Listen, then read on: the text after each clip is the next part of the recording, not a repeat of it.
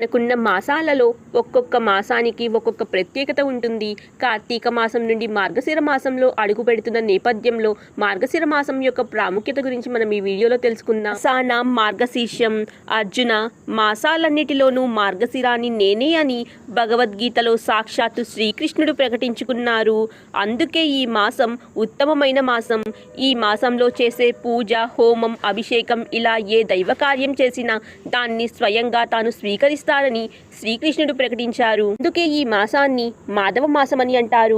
మృగశిర నక్షత్ర సమీపంలో చంద్రుడు ఉండగా పౌర్ణమి తిథి ఏర్పడుతున్న కారణంగా ఈ మాసాన్ని మార్గశీర్ష మాసమని అంటారు. శ్రీకృష్ణుడు భగవద్గీతలో చెప్పిన దాని ప్రకారం వేదాలలో సామవేదం, రుద్రుల్లో శంకరుడు, ఛందస్సులో గాయత్రి, మాసాలలో మార్గశిరాన్ని నేనే అని ప్రకటించారు. మహాభారత కాలంలో మాసాలు మార్గశిరంతోనే ఆరంభమయ్యేవి కనుక మాసాలలో మార్గశీర్షం మొట్టమొదటిది.